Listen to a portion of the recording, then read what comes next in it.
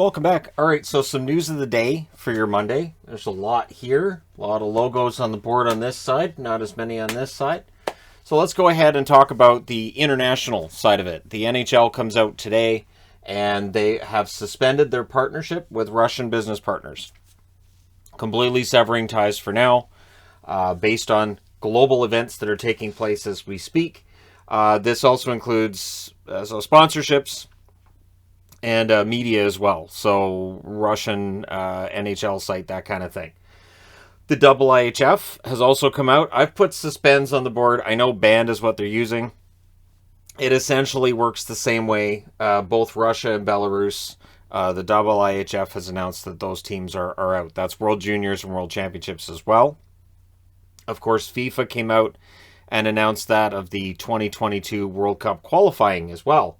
So it continues to roll on. This continues to amp up, and we're seeing more and more announcements and pronouncements coming out over these past few days. Likely we'll see more as well. So there's nothing being done towards NHL players at this stage of the game, and I can't see it. I know that question's out there. I really can't see it.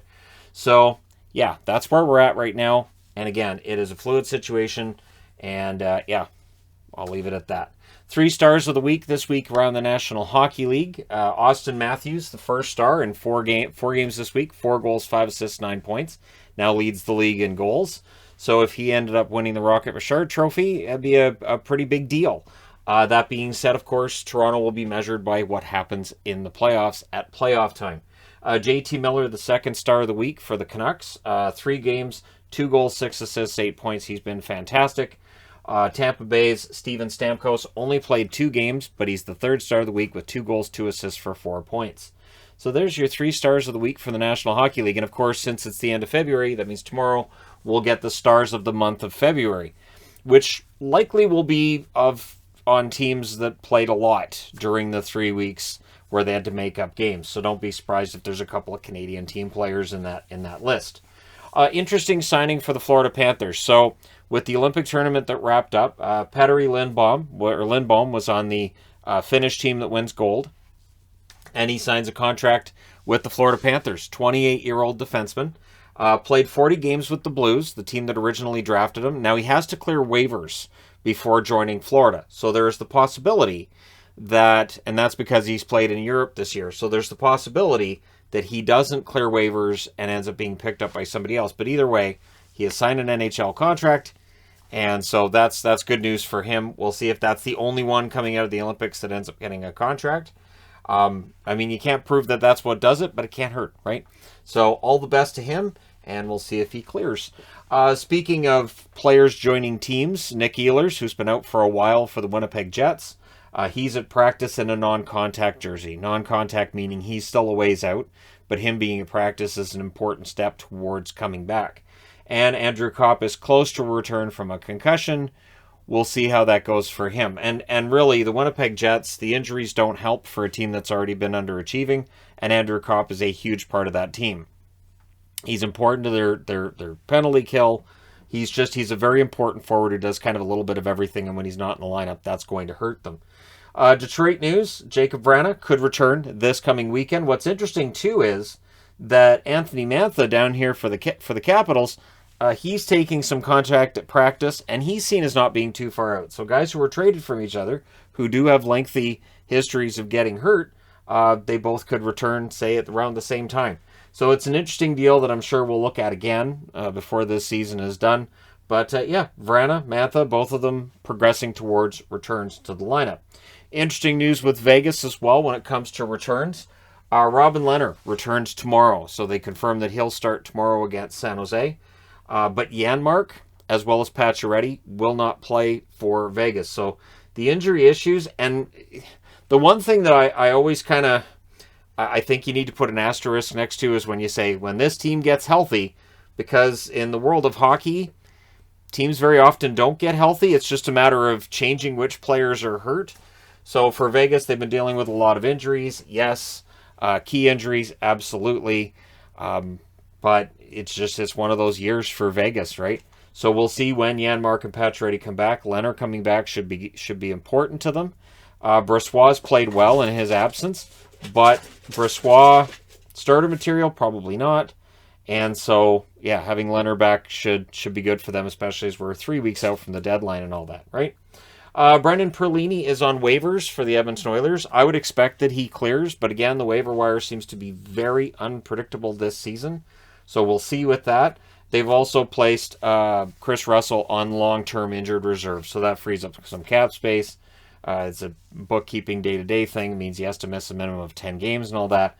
But yeah, he's already been out for a bit. Doesn't sound like he's going to be back over the next little while, so long-term injured reserve makes sense there. Save a little bit of money. The Ottawa Senators canceled their practice today. There's a flu bug running through the room that's hit 8 or 9 players, and they're worried about it hitting the whole team. So this is pre-pandemic. We would see this too, where a team would just get absolutely drilled with the flu, and you'd have 5 or 6 guys out of the lineup. So we'll see how many of them are actually able to play. And obviously that could take them out for a few days. It can make you sluggish when you're coming out of it. All that other fun stuff. So they canceled practice today, and we'll see where they're at over the next couple of days. Now, unlike with COVID, the team itself won't get shut down with the flu, but it means they could be severely undermanned the next time they go out there and play. So, yeah, we'll keep an eye on that. Good news for Flyers fans. Not just news that they're about 2 months out from their season being done, but in terms of injuries, Kevin Hayes and Allison as well, they could both play this week. So Hayes has been out a lot this year. It's been kind of a mess. Allison has been out a lot this year too. These are both players that were being counted on for relatively prominent roles, especially in the case of Hayes, of course, less so with Allison. But yeah, they could both end up playing this week. Philadelphia will be a team to watch at the deadline and see what happens with Claude Giroux. There still hasn't been anything about them asking him to waive or his no movement clause and what that's going to do or anything. And so for right now, that situation is still in flux. We're still waiting to see what's going to happen. But I would expect Giroux to get traded. I'd be kind of surprised if he doesn't. And if he doesn't, then look for an extension to get signed shortly thereafter. Good news for Montreal as well. Edmondson. Edmondson is an underrated defenseman in the National Hockey League. Having Edmondson in the lineup for Montreal this year would not have prevented the huge cratering of a season they've had where everything's just kind of fallen apart. But he's in a regular jersey at practice. It looks like he'll make his season debut soon. Keep in mind, they do have a defenseman or two who may be available at the deadline. Sherratt's been the one that's been talked about the most. Petry's been talked about as well. The one thing with Petry is they're not willing to retain money with Petry, so if a team takes him, they take the whole cap hit, which may make him a less attractive target for another team. It may be one of those demands that Montreal lets up on as we get closer and closer to the deadline, but for right now, that's apparently what's out there. So, if Edmondson comes back, what does that do for their lineup? Does that mean we end up seeing a trade sooner or later? It'll be interesting to see what Montreal does. So there you go. You guys are all caught up for now. I think I've got enough logos on the board. I think we're good. Don't forget to hit like and subscribe. If you're browsing your way through, you just happened upon this video. Let me know your thoughts regarding any of these items on the board, of course. Thank you guys so much for watching, for all your support. I will talk to you again soon.